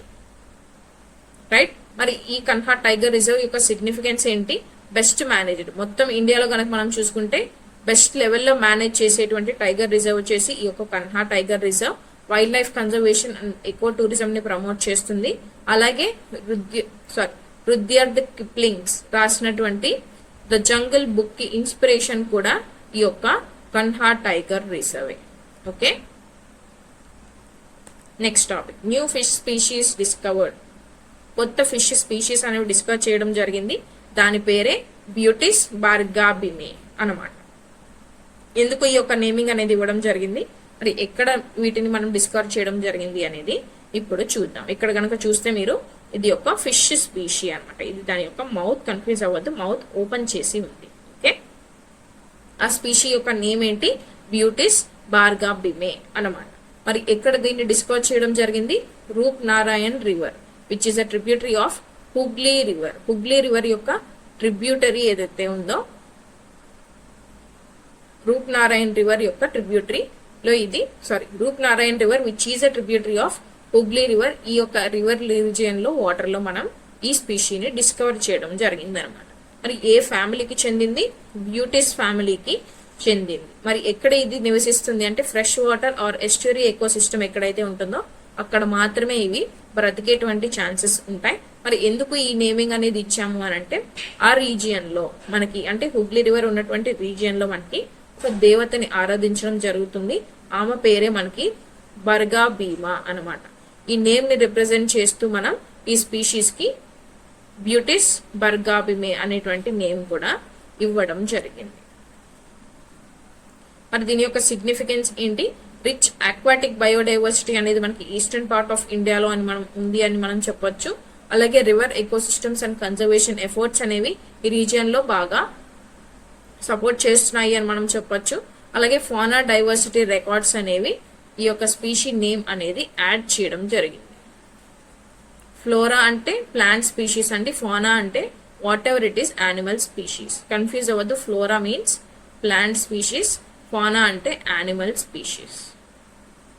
ఓకే, నెక్స్ట్ టాపిక్ ప్రోజెరినిన్. ప్రోజెరినిన్ అనేది ఒక న్యూ డ్రగ్ అనమాట. దేనికోసం ఈ ప్రోజెరినిన్ ని డిస్కవర్ చేయడం జరిగింది? To treat ప్రొజేరియా. ప్రొజేరియా అంటే నథింగ్ బట్ మనకి ఏదైతే ఈ డిసీజ్ ని ఏమని పిలుస్తాము అంటే హచిన్సన్ గిల్ఫోర్డ్ ప్రొజీరియా సిండ్రోమ్, హెచ్జిపిఎస్ అని పిలుస్తాము. సింపుల్ గా ప్రొజీరియా అని కూడా చెప్పొచ్చు అనమాట. ఈ డిసీజ్ కి కొత్త డ్రగ్ ని డిస్కవర్ చేయడం జరిగింది లేదా డెవలప్ చేయడం జరిగింది. దాని పేరే ప్రొజెరినిన్, రైట్? మరి దేనికి ఈ డ్రగ్ ని యూజ్ చేయడం జరుగుతుంది? ప్రీ మెచ్యూర్ ఏజింగ్ డిసార్డర్ ని ట్రీట్ చేయడానికి ఈ డ్రగ్ ని యూజ్ చేయడం జరుగుతుంది అనమాట. మరి ప్రొజీరియా డిసీజ్ అంటే ఏంటి, ప్రీ మెచ్యూరింగ్ ఏజింగ్ అంటే ఏంటి అని కనుక మనం చూస్తే ఒక రేర్ జెనెటిక్ డిసార్డర్, అంటే జెనెటిక్స్ వల్ల మనకు వచ్చేటువంటి డిసీజే ఈ యొక్క రేర్ జెనెటిక్ డిసార్డర్ ప్రొజీరియా. ఓకే, మరి దీనివల్ల ఏం జరుగుతుంది? పిల్లల్లో ఏజ్ అనేది తొందరగా అయిపోవడం జరుగుతుంది. దేని వల్ల జరుగుతుంది? ఇది LMNA జీన్ యొక్క మ్యూటేషన్ వల్ల మన బాడీలో ఈ యొక్క డిసీజ్ అనేది వస్తుంది అనమాట. మరి ఎలాంటి సిమ్టమ్స్ ఉన్నాయి? గ్రోత్ అనేది ఉండదు, గ్రోత్ ఫెయిల్యూర్ అనేది ఉంటుంది, హెయిర్ లాస్ అయిపోతుంది, కంప్లీట్ బాల్డ్ గా ఉంటారు, మీరు ఈ పిక్చర్ లో చూడొచ్చు. అండ్ అలాగే ఏజ్డ్ స్కిన్, మనకి ముసలి వాళ్ళ స్కిన్ అనేది ఎలాగైతే రింకిల్స్ పడిపోతుందో అలాగే ఏజ్డ్ స్కిన్ లాగా కనిపిస్తుంది అనమాట. బట్ వీళ్ళ యొక్క గ్రోత్ అనేది మాత్రం ఉండదు, గ్రోత్ ఆగిపోతుంది. అండ్ లైఫ్ ఎక్స్పెక్టెన్సీ వచ్చేసి ఓన్లీ 13 to 15 years మాత్రమే వీళ్ళు బ్రతికేటువంటి ఛాన్సెస్ ఉంటాయి. అదే మనకి ప్రొజీరియా సిండ్రోమ్. దీనికి కొత్త డ్రగ్ ని డెవలప్ చేశారు, అదే ప్రొజెరినిన్, రైట్? మరి ఈ ప్రొజెరినిన్ అనేది ఎలా పనిచేస్తుంది? అబ్నార్మల్ ప్రోటీన్ ఏదైతే ఉంటుందో దట్ ఈస్ ప్రొజెరిన్, దీన్ని టార్గెట్ చేయడం జరుగుతుంది. దీన్ని టార్గెట్ చేసి మన సెల్యులర్ స్టెబిలిటీని ఇంప్రూవ్ చేయడం జరుగుతుంది. అలాగే ఈ మ్యూటేషన్, ఇందాక మనం ఏదైతే జీన్ మ్యూటేషన్ జరుగుతుంది అన్నామో ఆ జీన్ మ్యూటేషన్ వల్లే డ్యామేజ్ జరుగుతుంది కదా, ఆ డ్యామేజ్ ని తగ్గించడం జరుగుతుంది. అండ్ దీనివల్ల జరిగేటువంటి ఏజింగ్ ప్రాసెస్, లైక్ గ్రోత్ అనేది ఆగిపోయి మనకి ఏజ్ అనేది ఎక్కువ అయిపోతుంది కదా, ఆ ఓల్డ్ ఏజ్ సిమ్టమ్స్ అనేవి రాకుండా రక్షించడం జరుగుతుంది త్రూ దిస్ డ్రగ్ ప్రొజెరినిన్. మరి దీనివల్ల ఏం జరుగుతుంది? మనకి ఈ రేర్ డిసీజ్ కి ట్రీట్మెంట్ అనేది అందించడం జరుగుతుంది. జెనెటిక్ డిసార్డర్ రీసెర్చ్ అనేది చేయడం స్టార్ట్ అవుతుంది. దీనివల్ల ఇందాక మనం చూసాం వాళ్ళు ఎన్ని ఇయర్స్ బ్రతికే ఛాన్సెస్ ఉంటాయి అన్నాము, 13 to 15 years మాత్రమే వాళ్ళ యొక్క లైఫ్ అనేది ఉంటుందని చూసాము. ఈ లైఫ్ ఎక్స్పెక్టెన్సీని ఇంప్రూవ్ చేయొచ్చు. అలాగే క్వాలిటీ ఆఫ్ లైఫ్ అనేది, అంటే వాళ్ళు ఏదైతే ప్రాబ్లమ్స్ ఆర్ సిమ్టమ్స్ ఫేస్ చేస్తూ ఉంటారో వాటి నుంచి వాళ్ళు బయటపడేలాగా మంచి క్వాలిటీ ఆఫ్ లైఫ్ ని వాళ్ళు నివసించేలాగా చేయొచ్చు అనమాట. Next topic Sejjil missile. ఎవరు లాంచ్ చేశారు? ఇరాన్ లాంచ్ చేయడం జరిగింది. దీన్ని ఏమని పిలుస్తాము? డాన్సింగ్ మిసైల్ అని కూడా పిలవడం జరుగుతుంది. ఎందుకు డాన్సింగ్ మిసైల్ అని కూడా పిలుస్తాం అనేది ఇప్పుడు చూద్దాం. మరి ఈ సెజిల్ మిసైల్ అనేది ఏ type of missile? Ballistic missile, అలాగే మీడియం రేంజ్ మిసైల్. కంప్లీట్ గా ఏమని చెప్పొచ్చు? మీడియం రేంజ్ బ్యాలిస్టిక్ మిసైల్ అన్నమాట. ఏంటి దీని యొక్క పేరు? సెజిల్ మిసైల్. ఏ కంట్రీ లాంచ్ చేసింది? ఇరాన్ లాంచ్ చేయడం జరిగింది అనమాట. ఎక్కడ లాంచ్ చేయడం జరిగింది? మనకి రీసెంట్ గా జరుగుతున్న ఇరాన్, ఇజ్రాయెల్ అండ్ USA మధ్య జరుగుతున్నటువంటి ఈ యొక్క వార్ లో మనకి చూడొచ్చు ఈ యొక్క సెజిల్ మిసైల్స్ ని ఇరాన్ యూజ్ చేయడం జరిగింది అని మనకి జస్ట్ ఒక న్యూస్ అయితే ఉంది. దట్ ఈస్ వై దీని గురించి మనం ఇప్పుడు డిస్కస్ చేస్తున్నాం, రైట్? మరి ఎందుకు దీన్ని డాన్సింగ్ మిసైల్ అని పిలుస్తాము? Due to its manoeuvrability during flight. అంటే ఎప్పుడైతే దీన్ని మనం ల్యాండ్ మీద నుంచి రిలీజ్ చేస్తామో ఆ రిలీజ్ చేసినప్పుడు ఈ వేలో అది డాన్స్ చేస్తూ వెళ్తుంది. దట్ ఈస్ వై దీనికి డాన్సింగ్ మిసైల్ అని పిలవడం జరిగింది. అలాగే ఇర్రెగ్యులర్ ట్రాజెక్టరీ, అంటే ఇర్రెగ్యులర్ గా ట్రాజెక్టరీ అనేది ఉంటుంది, which is harder to intercept. అంటే అది ఎటు సైడ్ వెళ్తుంది అని అబ్జర్వ్ చేయడానికి ఎనిమీస్ కి డిఫికల్ట్ అవుతుంది అన్నమాట, because of the movement that it is following, right?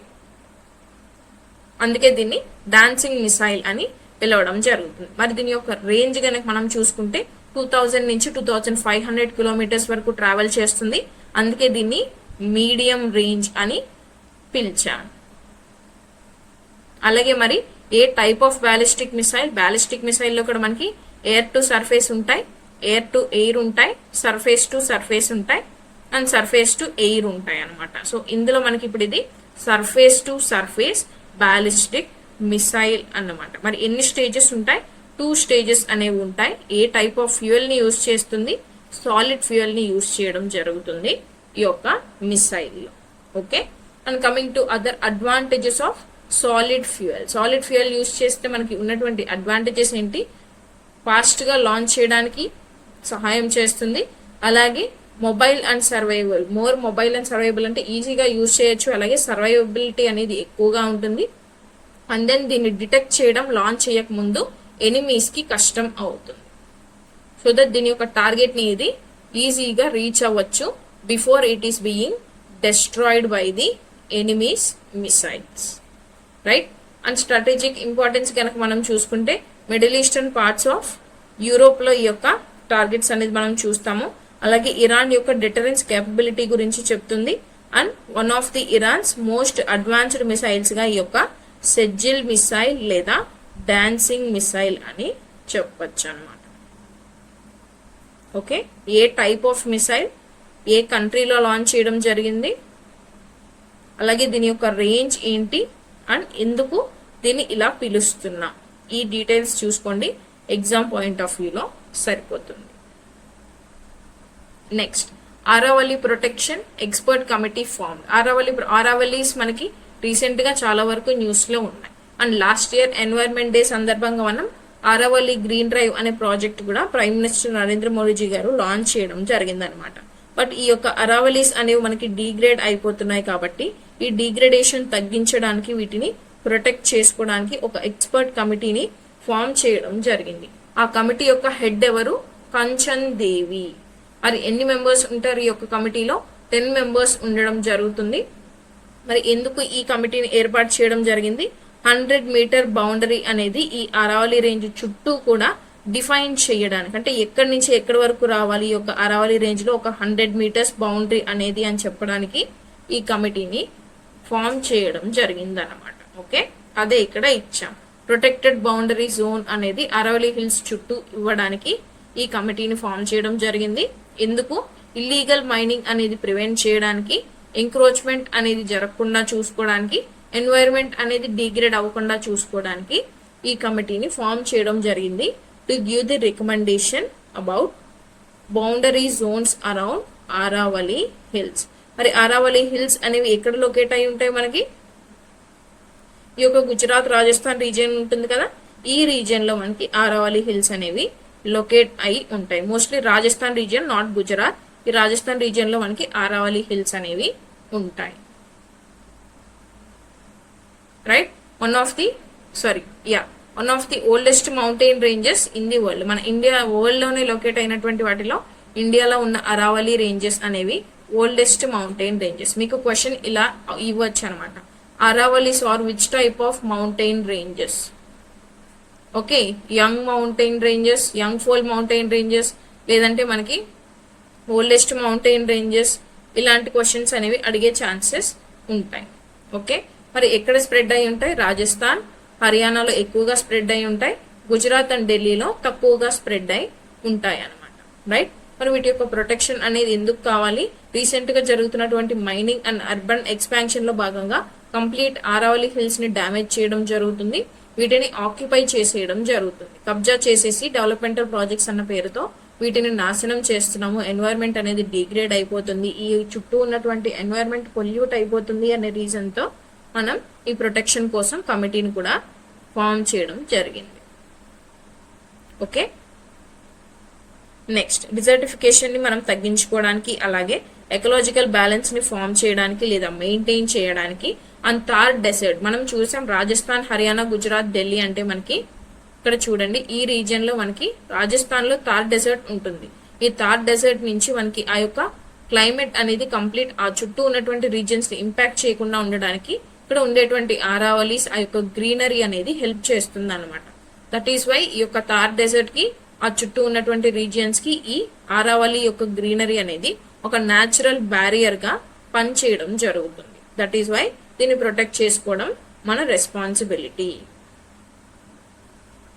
Next operation Vijay Prahar in Andhra Pradesh. Operation Vijay Prahar అనేది ఆంధ్రప్రదేశ్ స్టేట్ లో లాంచ్ చేయడం జరిగింది. సారీ, విజయ ప్రహార్ కాదండి, I think Vajra Prahar. Okay, వజ్ర ప్రహార్. మరి ఎందుకు లాంచ్ చేసుకున్నాము? మన స్టేట్ లో, ఆంధ్రప్రదేశ్ స్టేట్ లో కన్నబిస్ అండ్ నార్కోటిక్స్ లైక్ డ్రగ్స్ ఏవైతే ఉంటాయో, నార్కోటిక్స్, వీటిని యూసేజ్ అనేది తగ్గించాలి. కంప్లీట్ గా ఆంధ్రప్రదేశ్ లో ఈ యూసేజ్ అనేది ఉండకూడదు అనే ఉద్దేశంతో ఈ ఆపరేషన్ ని ఏపీలో లాంచ్ చేయడం జరిగింది. మరి ఎవరెవరు లాంచ్ చేశారు? ఆంధ్రప్రదేశ్ పోలీస్ డిపార్ట్మెంట్, అలాగే ఆంధ్రప్రదేశ్ ఈగల్ టీమ్ దీన్ని లాంచ్ చేయడం జరిగింది. ఈగల్ టీమ్ అంటే ఏంటి? Elite anti narcotics group for law enforcement. Only ఈ యొక్క డ్రగ్స్ అనేవి లేకుండా చూడాలి, డ్రగ్ ఫ్రీ ఆంధ్రప్రదేశ్ స్టేట్ ని తయారు చేయాలి అనే ఉద్దేశంతో ఈగల్ టీమ్ ని మనం ఫామ్ చేయడం జరిగింది అనమాట. ఈ ఈగల్ టీం వాళ్ళు పోలీస్ డిపార్ట్మెంట్ తో కొలాబరేట్ అయ్యి ఈ యొక్క ఆపరేషన్ ని ఇప్పుడు లాంచ్ చేయడం జరిగింది. మరి ఎవరు అనౌన్స్ చేశారు ఈ యొక్క ఆపరేషన్ ని? ఏకే రవికృష్ణ గారు అనౌన్స్ చేయడం జరిగింది. మరి ఈ ఆపరేషన్ డీటెయిల్స్ కనుక మనం చూసుకుంటే, లార్జ్ స్కేల్ లో ఈ యొక్క సెర్చ్ ఆపరేషన్స్ అనేది కండక్ట్ చేయడం జరుగుతుంది ఇన్ 94 కీ లొకేషన్స్ ఏవైతే ఉన్నాయో కంప్లీట్ ఆంధ్రప్రదేశ్ స్టేట్ లో 94 లొకేషన్స్ లో సెర్చ్ ఆపరేషన్స్ అనేది చేస్తారు. ఇఫ్ ఎక్కడైనా డ్రగ్స్ కనుక దొరికాయి అంటే వాళ్ళని అక్కడ మొత్తం ఆ ఏరియాని సీజ్ చేయడం జరుగుతుంది, ఆ పీపుల్ ని అరెస్ట్ చేయడం జరుగుతుంది. ఓకే, అండ్ దాని యొక్క సోర్స్ ఎక్కడి నుంచి వస్తున్నాయి ఆ యొక్క డ్రగ్స్ అనేది కూడా కనుక్కోవడం జరుగుతుంది. అండ్ ఆ కంప్లీట్ ఎవరైతే సోర్స్ మనకి ప్రొవైడ్ చేస్తున్నారో వాళ్ళని కూడా అరెస్ట్ చేయడం జరుగుతుంది అనమాట. కంప్లీట్ డ్రగ్ నెట్వర్క్స్ అని మనం చెప్పొచ్చు. ఈ డ్రగ్ నెట్వర్క్స్ ని టార్గెట్ చేయడం, అలాగే ఈ యొక్క కన్నబిస్ అనే దాన్ని, అంటే నథింగ్ బట్ ఒక ప్లాంట్ అండి. గంజాయి కూడా ఎక్కడి నుంచి వస్తుంది మనకు? గంజా అనేదంటే ఈ గంజాయి కూడా మనకి ఒక ప్లాంట్ నుంచి వస్తుంది అనమాట. ఈ ప్లాంట్ లో ఉండేటువంటి లీవ్స్ ఏదైతే ఉంటాయో ఈ లీవ్స్ ని మనం ఎండబెడతాం. ఎండబెట్టిన తర్వాత వచ్చినటువంటి డ్రై లీవ్స్ ఏదైతే ఉంటాయో ఈ డ్రై లీవ్స్ నే గాంజాగా చేయడం జరుగుతుంది. ఓకే, దాన్ని ట్రేడ్ లో భాగంగా ఒక ఏరియా నుంచి ఇంకొక ఏరియాకి పంపిస్తూ ఉంటారు, which is an illegal trade, right. And ఈ యొక్క కల్టివేషన్, ఈ ప్లాంట్స్ ఉండాలి అంటే ప్లాంట్స్ ని కల్టివేట్ చేయాలి కదా. సో ఆ plant cultivation and trafficking like trade అనే దాన్ని ఆపడానికి ఈ యొక్క ఆపరేషన్ అనేది లాంచ్ చేయడం జరిగింది అన్నమాట. సో మరి సిగ్నిఫికెన్స్ ఏమని చెప్పొచ్చు? Law enforcement against drugs usage, అలాగే యూత్ ని డ్రగ్స్ కి అలవాటు అయిపోకుండా, డ్రగ్స్ కి అడిక్ట్ అయిపోకుండా చేయడం, అండ్ దెన్ పబ్లిక్ సేఫ్టీని ఎన్షూర్ చేయడం పోలీస్ డిపార్ట్మెంట్ యొక్క కర్తవ్యం. కాబట్టి ఈ ఆపరేషన్ ని లాంచ్ చేయడం జరిగిందన్నమాట. Next topic, Sharan Sthali initiative launched in Jammu and Kashmir. ఈ యొక్క శరణ్ స్థలి ఇనిషియేటివ్ అంటే ఏంటి? మనకి అపాయింట్మెంట్ లెటర్స్ అనేవి ఎవరైతే ఫ్యామిలీస్ టెర్రరిజం జరిగినటువంటి లేదా టెర్రర్ అటాక్స్ అనేవి జరిగినప్పుడు సోల్జర్స్ చనిపోతారు కదా, ఈ సోల్జర్స్ చనిపోయినటువంటి ఫ్యామిలీస్ ఎవరైతే ఉంటారో వాళ్ళకి అపాయింట్మెంట్ లెటర్స్ అనేది ఇవ్వడం జరిగింది. అండ్ ఈ అపాయింట్మెంట్ లెటర్స్ అనే ఈవెంట్ ఇవ్వడం అనే ఈవెంట్ ఎక్కడ కండక్ట్ చేశారు? శ్రీనగర్ లో కండక్ట్ చేశారు. ఎవరు అపాయింట్మెంట్ లెటర్స్ అనేవి ఇచ్చారు? మనోజ్ సిన్హా గారు ఇవ్వడం జరిగింది. మరి ఏ రీజియన్ లో జరిగింది? జమ్మూ అండ్ కాశ్మీర్ లో జరిగింది. దీని యొక్క పేరు ఏంటి? Sharan Sthali initiative. Okay, which is a rehabilitation program by Jammu and Kashmir administration. ఎందుకు? టెర్రర్ అటాక్స్ లో ఎవరైతే విక్టిమ్స్, సోల్జర్స్ కాదండి, విక్టిమ్స్. ఓకే, విక్టిమ్స్, నేను సోల్జర్స్ అని చెప్పాను, విక్టిమ్స్ అన్నమాట. అంటే ఫర్ ఎగ్జాంపుల్ రీసెంట్ గా పహల్గామ్ టెర్రర్ అటాక్ జరిగింది కదా మనకి. ఈ పహల్గామ్ టెర్రర్ అటాక్ లో చాలా మంది చనిపోయారు. ఆ చనిపోయినటువంటి ఫ్యామిలీస్ ఎవరైతే ఉంటారో వాళ్ళకి ఈ యొక్క అపాయింట్మెంట్ లెటర్స్ అనేవి ఇవ్వడం జరుగుతుంది because of the loss of their family member, right. Employment opportunities అనేవి ఇందులో భాగంగా అందించడం జరుగుతుంది. సోషియో ఎకనామిక్ సపోర్ట్ అనేది కూడా గవర్నమెంట్ అందించడం జరుగుతుంది as part of this Sharan Sthali initiative. Next topic, China deploys AI robot traffic police. చైనాలో ఆర్టిఫిషియల్ ఇంటెలిజెన్స్ యూజ్ చేస్తూ రోబోటిక్ ట్రాఫిక్ పోలీస్ ని లాంచ్ చేయడం జరిగింది లేదా ఇంట్రడ్యూస్ చేయడం జరిగింది అనమాట. మరి ఏం చేస్తారు ఈ యొక్క ఫస్ట్ టైం ఈ యొక్క రోడ్ ట్రాఫిక్ మేనేజ్మెంట్ కోసం ఆర్టిఫిషియల్ ఇంటెలిజెన్స్ ని యూజ్ చేస్తూ రోబోటిక్ ట్రాఫిక్ పోలీస్ కమాండర్ ని ఇంట్రడ్యూస్ చేయడం జరిగింది. You can see in the picture. మరి ఏ టెక్నాలజీ యూజ్ చేశారు? ఆర్టిఫిషియల్ ఇంటెలిజెన్స్ ని యూజ్ చేయడం జరిగింది. ఈ రోబోకి సెన్సార్స్, కెమెరాస్ అలాగే డేటా ప్రాసెసింగ్ సిస్టమ్ అనేది అమర్చడం జరిగింది అన్నమాట. మరి ఏం చేస్తుంది ఈ యొక్క robo traffic police? Vehicle movement ని అలాగే కంజెషన్ ని కంట్రోల్ చేస్తుంది. అండ్ ట్రాఫిక్ వైలేషన్స్ ఎవరైనా చేశారా, లైక్ ఏ వెహికల్ చేసింది అనేది డిటెక్ట్ చేయడం జరుగుతుంది. అండ్ ఏవైతే వెహికల్స్ రూల్స్ బ్రేక్ చేస్తాయో వాటిని కూడా ఈజీగా డిటెక్ట్ చేయడం జరుగుతుంది because of this sensors and cameras. Okay, real time traffic monitoring కి హెల్ప్ చేస్తుంది. అలాగే స్మార్ట్ సిటీ మేనేజ్మెంట్ లో భాగంగా చైనా మనకి ఈ యొక్క రోబోటిక్ ట్రాఫిక్ పోలీస్ ని ఇంట్రడ్యూస్ చేయడం జరిగింది. Statue of Potti Sriramulu unveil. Potti Sriramulu గారి స్టాచ్యూ అనేది ఆంధ్రప్రదేశ్ లో మనకి అన్వేల్ చేయడం జరిగింది. ఎవరు అన్వేల్ చేశారు? సీఎం నారా చంద్రబాబు నాయుడు గారు అన్వేల్ చేయడం జరిగింది. ఎక్కడ అన్వేల్ చేశారు? అన్వేల్ అంటే నథింగ్ బట్ ఓపెన్ చేయడం జరిగింది అనమాట. ఎక్కడ ఓపెన్ చేశారు? శాఖమూరు పార్క్ అమరావతిలో దీన్ని ఓపెన్ చేయడం జరిగింది. మరి ఎంత హైట్ ఉంటుంది ఈ యొక్క స్టాచ్యూ అంటే 58 ఫీట్ ఉంటుంది. ఈ 58 ఫీట్ కి కూడా ఒక సిగ్నిఫికెన్స్ ఉంది. అదేంటో నేను మీకు నెక్స్ట్ స్లైడ్ లో చెప్పేలోపు యూ క్యాన్ థింక్, రైట్? మరి ఏ అకేషన్ లో ఈ యొక్క స్టాచ్యూని అన్వేల్ చేయడం జరిగింది? పొట్టి శ్రీరాములు గారి 125th బర్త్ యానివర్సరీ సందర్భంగా ఈ స్టాచ్యూని అన్వేల్ చేయడం జరిగింది. మరి ఎవ్రీ స్టాచ్యూకి మనకు ఒక నేమ్ అనేది ఉంటుంది, like statue of equality, statue of unity, statue of Tranquility. మరి ఈ యొక్క స్టాచ్యూ యొక్క నేమ్ ఏంటి అంటే స్టాచ్యూ ఆఫ్ సాక్రిఫైస్ అనే నేమ్ ఇవ్వడం జరిగింది. ఎందుకు స్టాచ్యూ ఆఫ్ సాక్రిఫైస్ అనే నేమ్ ఇచ్చారు? మనకి తెలుసు పొట్టి శ్రీరాములు గారు ఫాస్టింగ్ అంటూ డెత్ అనేది టేకప్ చేసి చనిపోవడం జరుగుతుంది అనమాట. మరి ఎన్ని డేస్ ఫాస్టింగ్ అంటూ డెత్ టేకప్ చేసి చనిపోతారు? 58 డేస్ ఫాస్టింగ్ అంటూ డెత్ అనేది టేకప్ చేసి చనిపోతారు. అందుకే 58 ఫీట్ అనేది ఈ యొక్క విగ్రహం కూడా నిర్మించడం జరిగింది ఈ యొక్క హైట్ లో, రైట్? మరి ఎందుకు చనిపోయారు? ఈ యొక్క ఏదైతే 58 డేస్ ఫాస్టింగ్ అంటూ డెత్ టేకప్ చేశారో దాని వల్లనే మనకి సపరేట్ ఆంధ్ర స్టేట్ అనేది 1953లో ఫామ్ అవ్వడం జరుగుతుంది, రైట్? అండ్ ఆ తర్వాత దీని వల్లనే మనకి లింగ్విస్టిక్ రీఆర్గనైజేషన్ అనేది కూడా జరుగుతుంది in India, which means language ని బేస్ చేసుకొని రీఆర్గనైజేషన్ ఆఫ్ స్టేట్స్ కూడా ఫాలో అవ్వడం జరుగుతుంది అనమాట. అండ్ ఈయనకు ఉన్నటువంటి టైటిల్ ఏంటి? అమరజీవి. ఓకే, నెక్స్ట్ మరి యొక్క ప్రాజెక్ట్ డీటెయిల్స్ కనుక మనం చూస్తే 6.8 acres ఆఫ్ ల్యాండ్ లో ఈ యొక్క ప్రాజెక్ట్ ని బిల్డ్ చేయడం జరిగింది. అలాగే 26 టన్నుల బ్రాంజ్ ని యూజ్ చేయడం జరిగింది. అండ్ 42 టన్నుల ఐరన్ ని యూజ్ చేయడం జరిగింది. టోటల్ 6 months లో ఈ ప్రాజెక్ట్ ని కంప్లీట్ చేశారు. అండ్ కాస్ట్ వచ్చేసి 150 కోట్లు పెట్టి ఈ ప్రాజెక్ట్ ని నిర్మించడం జరిగింది. ఇది first phase.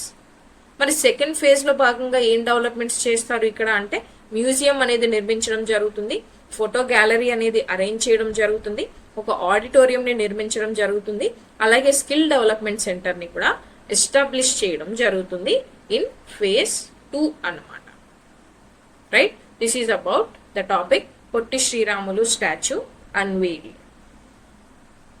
Next Saathi app free learning platform. Saathi app అనేది ఒక ఫ్రీ లెర్నింగ్ ప్లాట్ఫామ్, దీన్ని లాంచ్ చేయడం జరిగింది. ఎవరు లాంచ్ చేశారు? Ministry of education and IIT Kanpur వాళ్ళు కలిసి ఈ ఇనిషియేటివ్ ని లాంచ్ చేయడం జరిగింది అనమాట, విచ్ మీన్స్ సాతి యాప్ ని లాంచ్ చేయడం జరిగింది. మరి దేనికి హెల్ప్ అవుతుంది ఈ యొక్క యాప్ అంటే మనకి competitive exams like JEE, NEET etcetera ఏవైతే ఉంటాయో ఆ యొక్క ఎగ్జామ్స్ అనేవి ఫ్రీగా చదువుకోవడానికి, మీకు రిసోర్సెస్ అనేది ప్రొవైడ్ చేయడానికి ఈ యాప్ అనేది హెల్ప్ చేస్తుంది. ఫ్రీ కోచింగ్ కానీ, సెల్ఫ్ అసెస్మెంట్ కానీ, అంటే టెస్ట్లు అనమాట, అలాగే స్టడీ మెటీరియల్ కానీ, ఇవన్నీ కూడా multiple languages like Telugu, Hindi, English languages లో అవైలబుల్ గా ఉంటాయి ఈ సాతి అనేటువంటి యాప్ లో. మరి ఎందుకు లాంచ్ చేశారు ఈ యొక్క ఇనిషియేటివ్ ని? ఎకనామికల్లీ వీకర్ స్టూడెంట్స్ ఎవరైతే ఉంటారో వాళ్ళకి మెటీరియల్ కావచ్చు, కోచింగ్ కావచ్చు, టెస్ట్ సిరీస్ కావచ్చు అందుబాటులో ఉండే ప్రైజెస్ లో ఉండదు కాబట్టి వాళ్ళకి హెల్ప్ చేయడానికి ఈ యొక్క స్కీమ్ అనేది తీసుకురావడం జరిగింది. ఆ స్కీమ్ లో భాగంగా సాతి యాప్ అనేది లాంచ్ చేయడం జరిగింది, right? Next India's first medtech capital fund. ఇండియాలోనే first time medtech capital fund అనేది తీసుకురావడం జరిగింది. మరి ఎవరు లాంచ్ చేశారు దీన్ని? ఆంధ్రప్రదేశ్ మెడ్టెక్ జోన్ అనేది ఈ యొక్క ఫస్ట్ మెడ్టెక్ క్యాపిటల్ ఫండ్ ని లాంచ్ చేయడం జరిగింది. మరి ఎవరితో పార్ట్నర్షిప్ అయ్యారు? మెడ్ ఆర్థా క్యాపిటల్. వీళ్ళతో వీళ్ళు పార్ట్నర్షిప్ చేసుకొని దీన్ని లాంచ్ చేయడం జరిగింది. మరి ఎందుకు ఈ యొక్క మెడ్టెక్ క్యాపిటల్ ఫండ్ అంటే ఇన్వెస్ట్మెంట్ సపోర్ట్ అనేది మెడికల్ డివైస్ మ్యానుఫ్యాక్చరర్స్ కి అలాగే మెడికల్ డివైస్ స్టార్ట్అప్ కంపెనీస్ ఉంటాయి కదా, వాళ్ళకి ఇన్వెస్ట్మెంట్ సపోర్ట్ అనేది చేయడానికి ఈ యొక్క మెడ్టెక్ క్యాపిటల్ ఫండ్ అనేది తీసుకురావడం జరిగింది. మరి దేనికోసం? హెల్త్ కేర్ టెక్నాలజీలో సెల్ఫ్ రిలయన్స్ అంటే ఎవరి మీద డిపెండ్ అవ్వకుండా మన అంతటా మనమే గ్రో అవ్వాలి అనే ఉద్దేశంతో హెల్త్ కేర్ టెక్నాలజీలో దీన్ని తీసుకురావడం జరిగింది అనమాట. మరి ఎలా వర్క్ చేస్తుంది? ఓన్లీ గవర్నమెంటే దీన్ని చూసుకుంటుందా అంటే ఓన్లీ గవర్నమెంట్ కాదు, ఇంక్లూడింగ్ ప్రైవేట్ పార్టిసిపేషన్, పీపీపీ భాగంగా అంటే పబ్లిక్ ప్రైవేట్ పార్ట్నర్షిప్ ప్లాట్ఫామ్ వేదికగా ఈ యొక్క ప్రోగ్రామ్ ని కంటిన్యూ చేయడం జరుగుతుంది. Okay, this is about first medtech capital fund launched by Andhra Pradesh medtech zone. Next topic golden dome missile defence system అన్నమాట. మరి ఏ కంట్రీలో ఈ యొక్క golden dome missile defence system ని లాంచ్ చేయడం జరిగింది? United states of America, USA మనకి ఈ యొక్క golden dome missile defence system ని లాంచ్ చేయడం జరిగింది. మరి గోల్డెన్ డోమ్ అంటే ఏంటి? ఒక multi layer, single layer, double layer కాకుండా మల్టీ లేయర్స్ అనేవి అమర్చబడి ఒక డిఫెన్స్ సిస్టమ్ ని తయారు చేయడం జరిగింది అనమాట. మరి దేనికి వర్క్ చేస్తుంది ఈ యొక్క గోల్డెన్ డోమ్ అంటే? మనకి ఏవైతే ఇన్కమింగ్ మిసైల్స్ ఉంటాయో ఎనిమీస్ నుంచి కావచ్చు, వేరే అదర్ కంట్రీస్ అటాక్స్ ద్వారా ఏవైతే ఇన్కమింగ్ మిసైల్స్ ఉంటాయో వాటిని డిటెక్ట్ చేయడానికి, ట్రాక్ చేయడానికి అండ్ వాటిని మనం ఆపడానికి ఈ యొక్క గోల్డెన్ డోమ్ సిస్టమ్ ని డిజైన్ చేయడం జరిగింది అనమాట. రైట్, మరి ఏం యూస్ చేస్తుంది టెక్నాలజీ ఈ యొక్క గోల్డెన్ డోమ్ అని అంటే? Advanced radar technology, advanced satellites, అలాగే ఇంటర్సెప్టార్ మిసైల్స్ అనేవి యూస్ చేయడం జరుగుతుంది. మరి ఇది దేనికి హెల్ప్ అవుతుంది? నేషనల్ సెక్యూరిటీకి హెల్ప్ అవుతుంది. రీసెంట్ గా జరుగుతున్నటువంటి వార్ మనం చూస్తున్నాం, అటాక్స్ మనం చూస్తున్నాం, గ్లోబల్ లెవెల్లో ఎలా జరుగుతున్నాయి. దాన్ని బేస్ చేసుకుని యుఎస్ఏ యొక్క గోల్డెన్ డోమ్ టెక్నాలజీ అలాగే golden dome missile defence system ని తయారు చేసుకోవాలని లాంచ్ చేయడం జరిగింది అనమాట. Right, next topic nuclear energy Bharat small modular reactor. ఎందుకు న్యూస్ లో ఉంది? మనకి బార్క్, బాబా అటామిక్ న్యూక్లియర్ సెంటర్ అనేది ఈ యొక్క nuclear energy Bharat small modular reactor ని తయారు చేయడానికి ఒక ప్రోగ్రామ్ అనేది అయితే లాంచ్ చేయడం జరిగింది అనమాట. ఓకే, సారీ, తయారు చేసింది అనమాట. దానివల్ల ఇది న్యూస్ లో ఉండడం జరిగింది. దీన్ని బిఎస్ఎంఆర్ 200 అంటాం. బిఎస్ఎంఆర్ 200 అంటే భారత్ స్మాల్ మాడ్యులర్ రియాక్టర్ 200 అని ఎందుకు పిలుస్తున్నాం? Because 220 megawatt small modular reactor గా దీన్ని తయారు చేయడం జరిగింది. అంటే దీని కెపాసిటీ వచ్చేసి 220 మెగావాట్. మరి ఎవరు డెవలప్ చేశారు దీన్ని? బార్క్ వాళ్ళు డెవలప్ చేయడం జరిగింది. బార్క్ అంటే nothing but Bhabha atomic research centre దీన్ని డెవలప్ చేయడం జరిగింది, which is a nuclear research organisation. Okay, and small modular reactors అనేవి కాంపాక్ట్, కాస్ట్ ఎఫెక్టివ్ గా ఉంటాయి. అంటే తక్కువ కాస్ట్ లో దీన్ని మనం తయారు చేయొచ్చు. అలాగే సేఫ్ న్యూక్లియర్ రియాక్టర్స్, దీనివల్ల మనకి న్యూక్లియర్ డ్యామేజ్ కానీ న్యూక్లియర్ రేడియేషన్ కానీ వచ్చేటువంటి ఛాన్సెస్ తక్కువగా ఉంటాయి. మరి వీటిని ఎక్కడ యూజ్ చేయొచ్చు అంటే remote areas and industrial clusters లో ఈ భారత్ స్మాల్ మాడ్యులర్ రియాక్టర్స్ ని మనం యూజ్ చేసుకోవచ్చు. అండ్ ఇంకా దీని యొక్క సిగ్నిఫికెన్స్ కనుక మనం చూస్తే క్లీన్ ఎనర్జీ జనరేషన్ ని సపోర్ట్ చేస్తుంది.